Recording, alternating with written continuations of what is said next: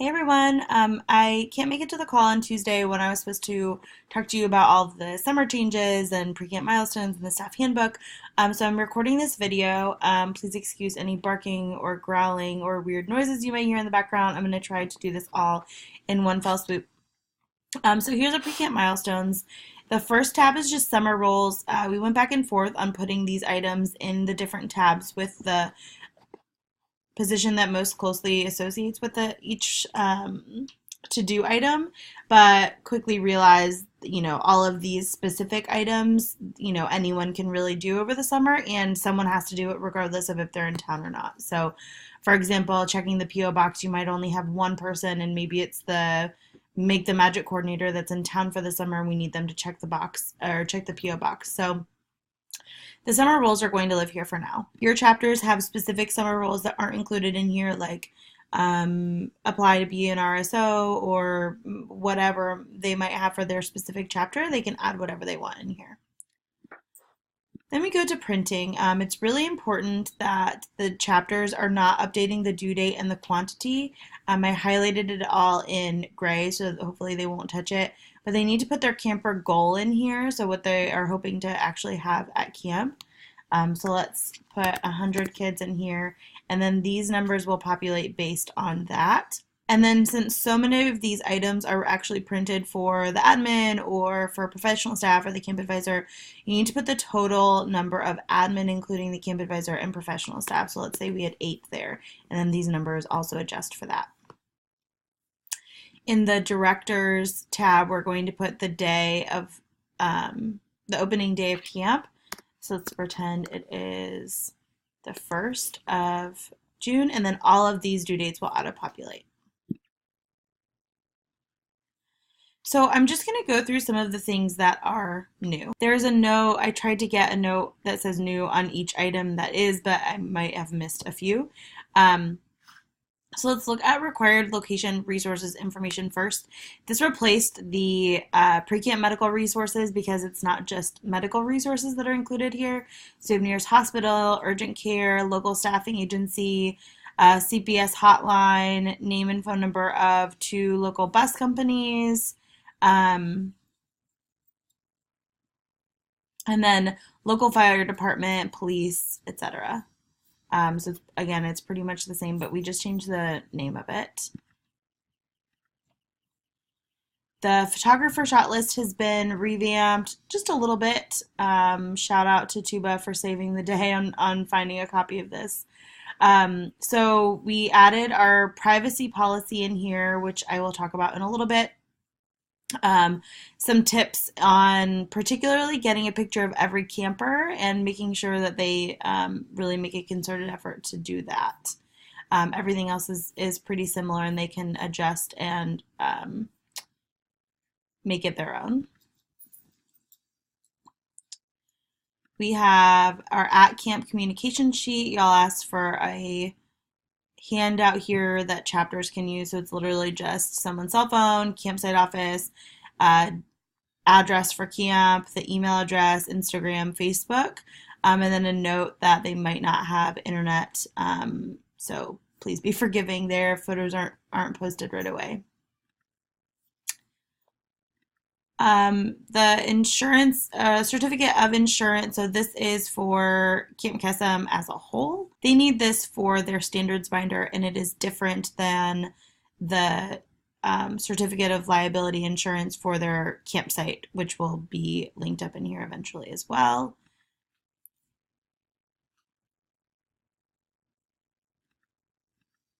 And then we have our risk assessment question. So this is for the mental health professional and the camp advisor at camp. We worked really hard with our mental health professional working group to find something that is trusted that we can use at every single chapter. So this was created by Columbia University. It's called the Columbia Suicide Severity Rating Scale, or CSSRS. It's a nationally recognized screening tool to assess and identify the risk of suicidal lethality. So we go through some basic questions, and most of them are really similar to what we had last year, and then we have indicated really high risk questions. So if campers answer yes or in a particular way to these high risk questions, we need to initiate day watch right away, and then we have to go into this intensity of ideation questions. The mental health professionals have been trained on, or will be as soon as they get their training, on this risk assessment in general, so they will know how to use it. And there's also there are questions for the parents, and then there's also a risk assessment for self-harm, and there's an additional high-risk question there. So just a little bit more professional, something that our mental health professionals should at least be familiar with, hopefully, and trust more than questions that we created with the working group last year. So excited about this tool. Feel free to take a little bit of a deeper look as well. Let's see. We have a medication management and allergy sheet. This is also brand new, super simple, but hopefully it will cut down on some of the stress that nurses face and some of the mistakes that nurses have made with medication management and allergies in the past. The idea here is to fill in any camper's name that actually has medications or allergies for each unit. So you have camper name, unit leader, any allergies that they might have, and just like an X if they have breakfast, lunch, dinner, bedtime, or other meds, and have a note there. And then this can either be printed out and filled in and be handwritten, or they can fill it out on opening day if they have a printer at camp, print it out, and then cut these out and give them to the unit leader or the counselor that's in charge of meds and making sure we're good to go with allergies. And they can keep it in their name tag holder, which is why we made it so small like this. So that one's pretty simple. We have a new situation report form this year. We got some feedback that although the specified ones last year were nice and it asked some more intentional questions, that our students were just a little confused and there were so many additional papers. So we have made one situation report form for everything. So what they'll do is they will mark here, maybe this is a hospital run, but they need to mark no, CPS wasn't called for that as well. They need to mark all of these yes or no, depending on the situation, and then they're going to categorize the situation as well.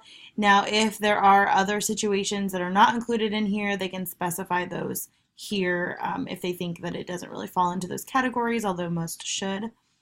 They will give a description of the situation, any actions taken, what time they called the hotline, who they talked to, hotline operator instructions, any other random notes, so like what hospital they went to, were any prescription meds given, who drove to the facility, CPS case number, etc. The camp advisor name, signature, any supervising counselor, professional staff will sign there, and it's super simple, and hopefully we will get the information that we need. This year, we're excited to cut down on the number of situation report forms that actually need to be filled out. So we're going to do some intense training with the hotline, and we'll talk about it more in May too, about when we actually need a situation report form to be filled out versus when we have enough information based on the call to the hotline where we don't need them to fill out a situation form. So the goal is really to cut down on the amount of time everyone at camp is just spending on paperwork. They can also, and it's preferred if they do this electronically. So they can download this, they can save it as an offline copy and fill out situation report forms online and then just email it to us. Again, this is really preferred. I would love to never have to read a handwritten situation report form, but I get that some camps may not have easy access to a computer, but again, they can download it offline. So really plug the electronic situation report forms with your students. We have a new ICS playbook and new drills, new trainings as well. I'm not going to spend a ton of time on this, but you are going to learn all about it in the ICS trainings that you will do before the May staff retreat. So here is the playbook. It is largely just simplified and then Camp Kesem branded. There are some additional reminders and slight changes of wording and a couple additions, but we have, still the basic command posts. Everyone is going to do their response plan for special needs or disabilities in the actual playbooks, in addition to just a simple, like a plan outside of this, which is in the pre-camp milestones. So that way, instead of in an incident, them trying to find that one plan, it's already in all of their playbooks as well, and they can keep this updated throughout the week. So that is a change. We have a couple more steps in here, and some just additional reminders for them. We have the people that they actually chose for the command team and the advanced team. And then in all of these meetings and dominoes and all that kind of stuff, we just start to remind them what those things are. So we remind them to start with the most important. So the dominoes that impact life, property, esteem, legal status. Make sure that they're collecting people involved or information on people involved, exact quotes, times, locations. And then at the bottom of all of these pages, there's an area for them to indicate if the hotline was updated or if the incident commander approved the plan. Again, they're just additional reminders in here instead of assuming that everyone knows, what each thing is. So hopefully they do, and hopefully they went through their training. And all professional staff, camp advisors, photographers, everyone who's coming to camp is going to be trained in ICS. So that should make everything a lot easier too, so you can literally pull anyone in. But I think the new playbook will help with that. I think those are some of the major changes. We added some key phrases here for them to remember in the meantime until they get a script.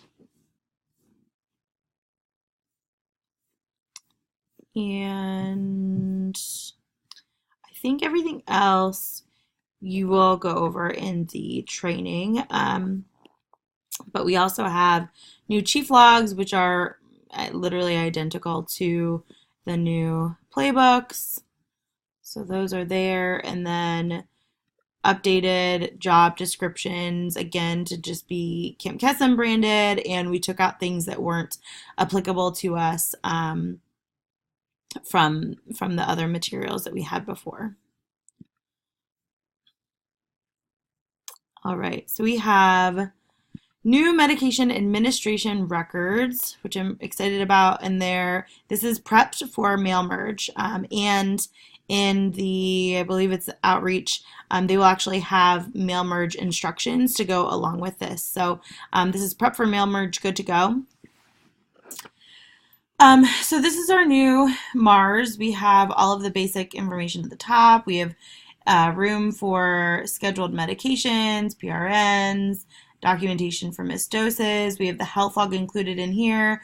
2 years ago, we had the health log included in the MARS, and then last year, prepping for camp, everyone was like, well, we want a separate health log, and then the nurses this year are like, no, let's have the health log back in the MARS. So it's back in the MARS. There's room for additional medications, just in case campers have plenty of meds to take. There's room there, additional PRNs. And then the third page of this is a camper check-in screening. This is totally new. And this is to do a couple of things. One, to make sure that we have all of the proper information on check-in, like the most updated information. So we're checking for signs or symptoms of illness, injury, history of exposure to communicable diseases, additions or corrections to information on the health history, if the medications were given to staff, their temperature upon arrival, any symptoms of lice. We're double checking with parents or guardians when they are checking in that they are allowed to take these medications.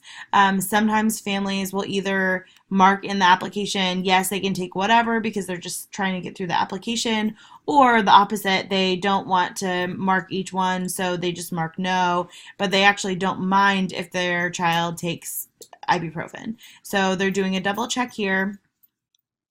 Any screener notes, and then this is for when the camper goes home. So we're double checking that illnesses or injuries were reported to parents and having the guardian sign here. And then there's any other notes, based on either how like a parent responded or really any additional checkout notes there. And then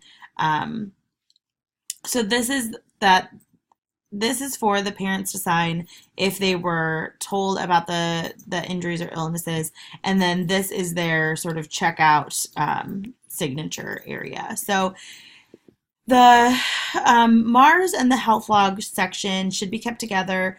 Those will be filled out by the nurse at the nurse station at check-in.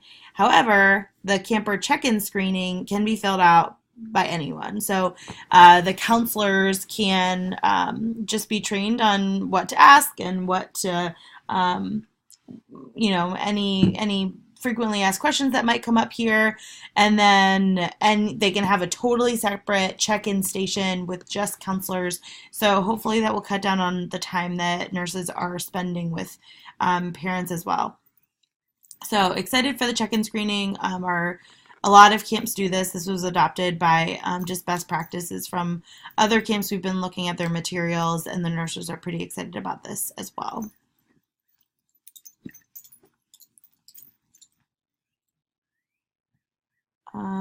Let's see. Behavior plans are the same. The insurance how-to memo has been greatly simplified. We deleted a lot of things just to make it really straightforward. So feel free to take a look at this. Over to the Directors tab, we have a pre-camp planning for professional staff and camp advisors.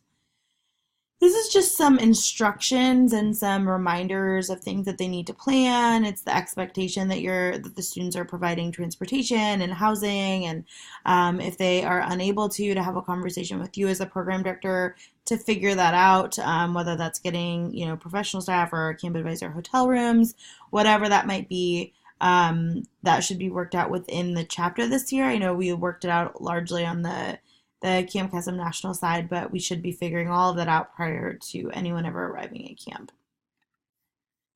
New professional staff and admin intro call agenda. There's a section on what to prep. That way students aren't just getting on the call and expecting to have all of this information. So there is some preparation that your admin team needs to do. You are welcome to be on this call. I know some PDs prefer to be greatly in charge of what's going on with professional staff, and if that's your preference, great, go ahead. This, however, is designed for the students to be able to do this, so hopefully this will cut down on some of your hours of having to talk to professional staff. So they'll do some welcomes, introductions, some discussion, camp information, roles at camp, and then next steps here. So this is updated and pretty new information.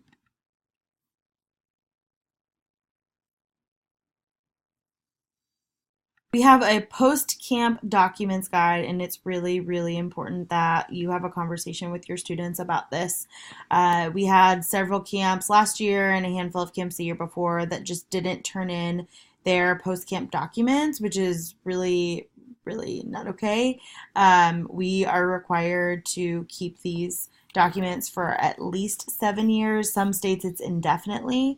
So it's really important that we get the medication administration records and the health logs for each camper and every single camp. So what we're asking this year is that students scan all of these copies, whether they do it on their own, which isn't recommended, or just take it to FedEx to have them scan all of those copies for them, and then email all of those copies to camp operations, and then mail the copies physically via USPS, so United States Postal Service.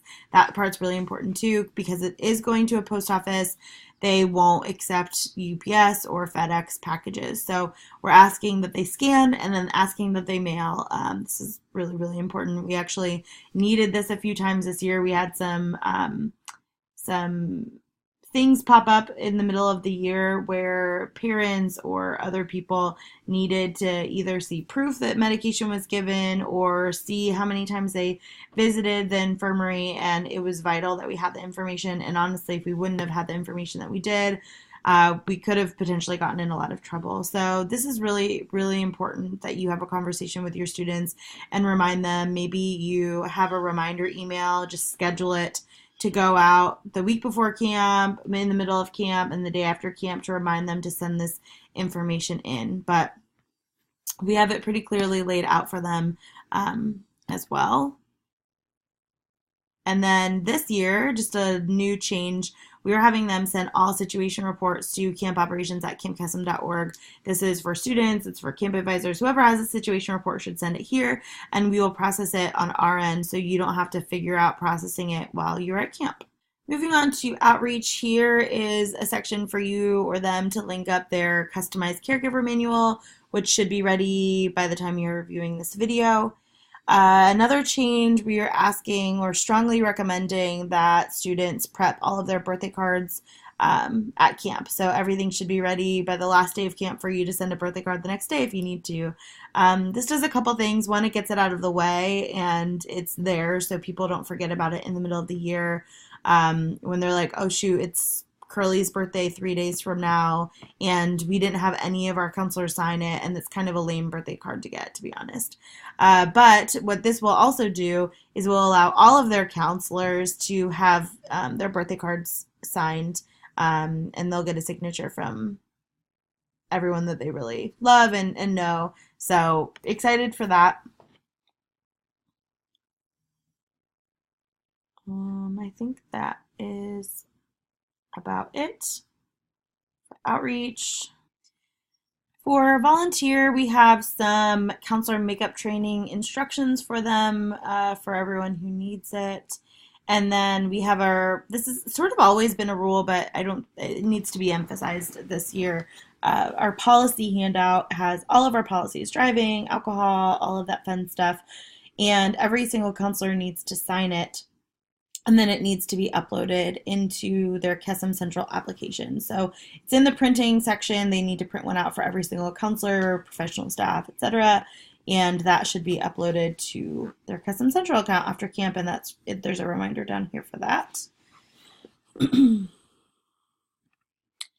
For operations, there's just some instructions here. So like what the 3 camp rules skit is and what the 3 camp rules are. The instructions are a description of the paper plate awards and cabin kits. And then there's every single item from their workbook that's on here, but also from any of the medications that campers are indicating yes or no, we can take them. Those are all listed in here. Pretty much every single supplies that we ever recommend, it's here. And a link to Amazon to buy it. So they should be able to use Amazon Business to buy almost everything.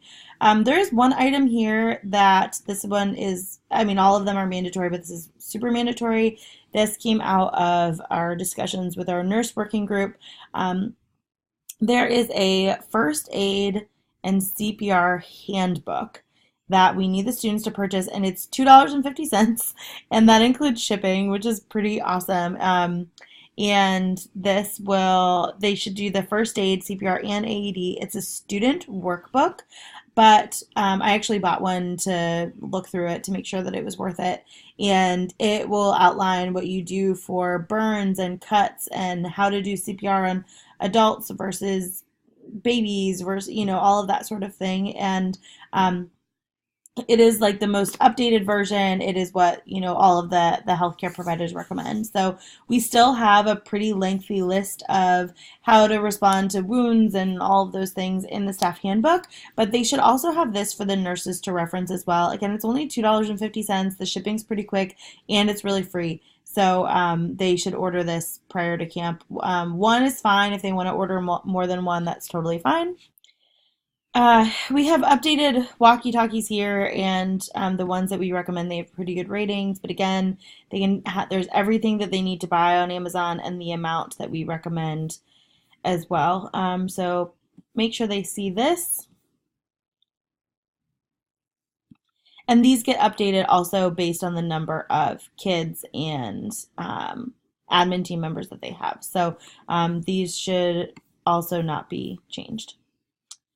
And then we have a pre-camp call with the campsite to just make sure they go over food and meal times and landline use and all of that fun stuff.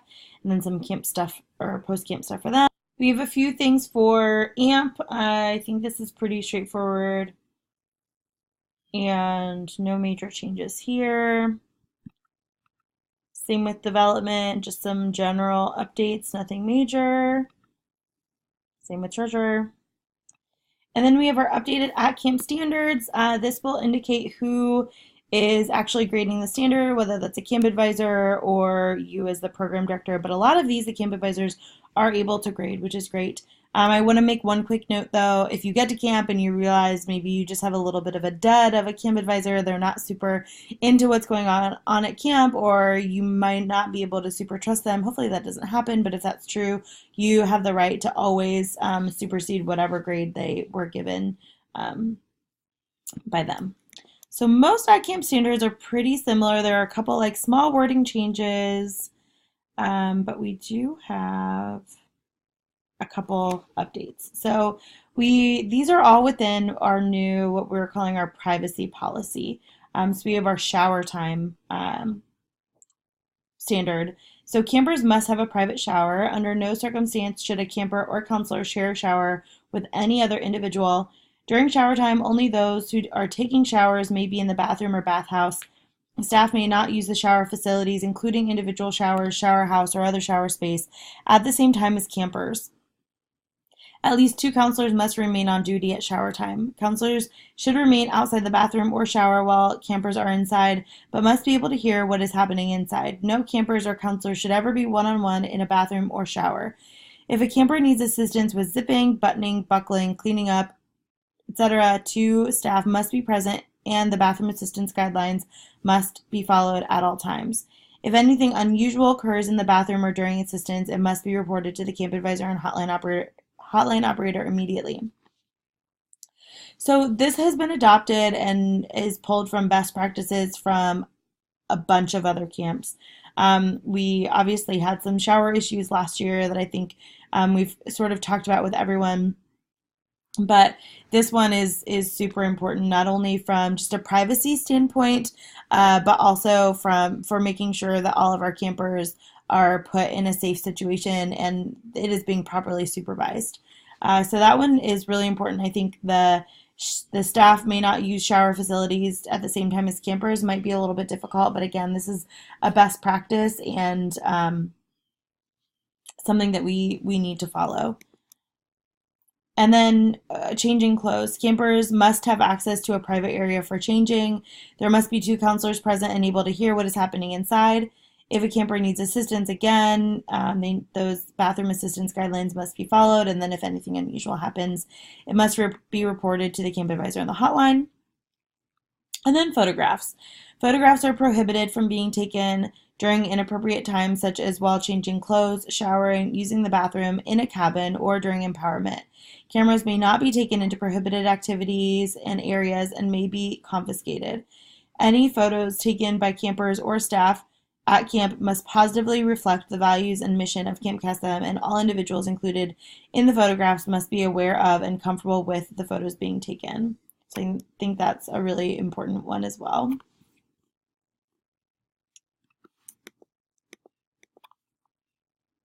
Outside of just some clarifications and wording updates, I believe that is it for at camp standards.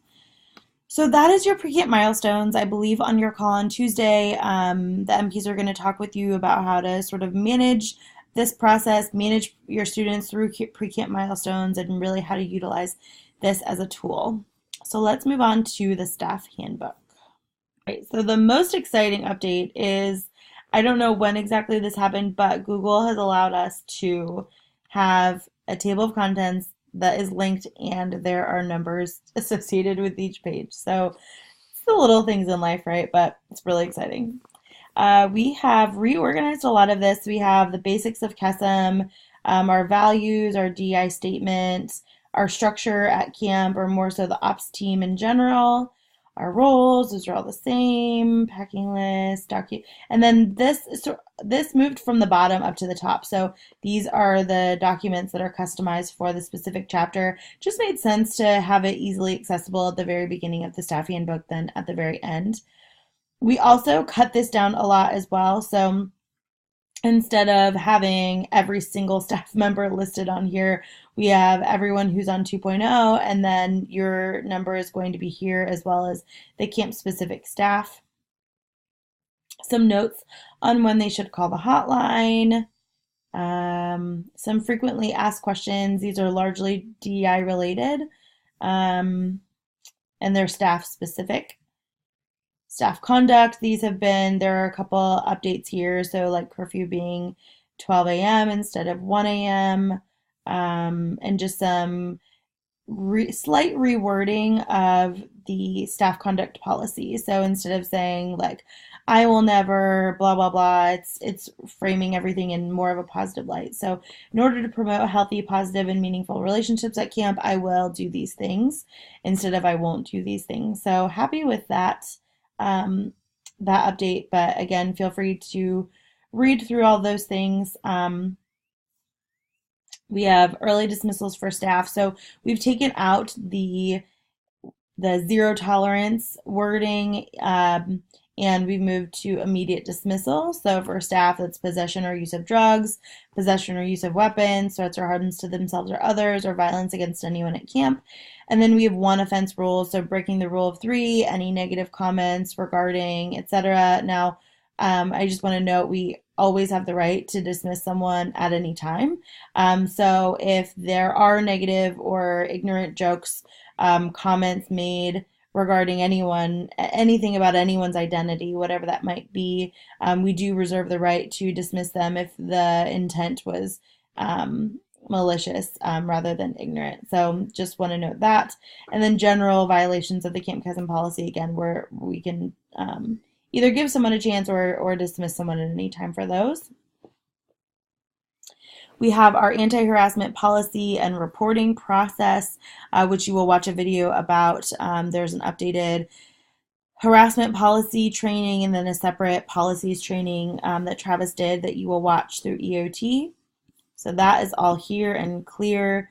We have our alcohol policy outline, communications. Some of these are, the communications is just a little bit more straightforward, and some of the language is just a little bit more cleaned up to make sure that it's really clear to everyone.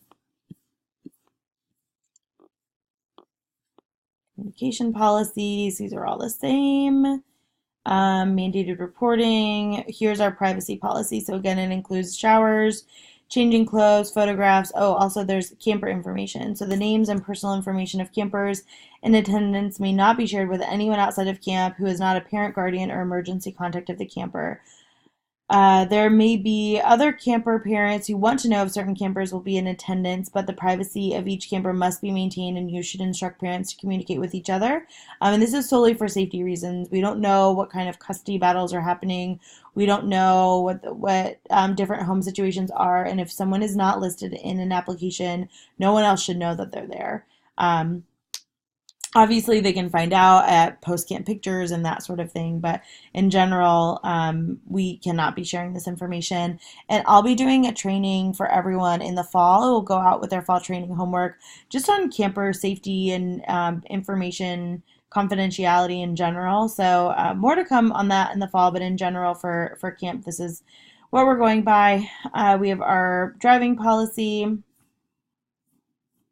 A quick note regarding 18-year-old campers. I know that this in particular has made some of our mental health professionals a little bit uncomfortable, so we just explained that anyone who's 18, they sign this the TLP participation agreement, and that sort of waives their rights to and calls us their guardian for the week. So we're allowed to seek medical attention on their behalf. We're able to speak to doctors on their behalf. We're able to share medical information with someone at home if necessary. It gives us the right to share suicidal ideation with someone from home if we find it necessary. So just a quick note on 18-year-old campers there.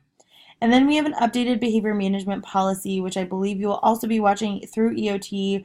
Our mental health professional working group worked really hard on this, and we have done away with 3 strikes, we have done away with 3 warnings, and we are using our Camp Kesem behavior management pyramid. So the goal is to really focus on proactive strategies, and if those aren't working and there are clear examples, and it goes through pretty in depth in the training, what that looks like and what you can do and examples there.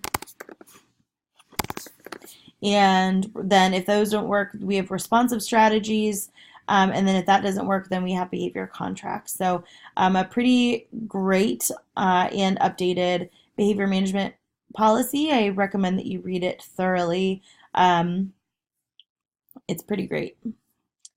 We have some mental health professional information, counselor safety, all of this stuff is pretty much the same.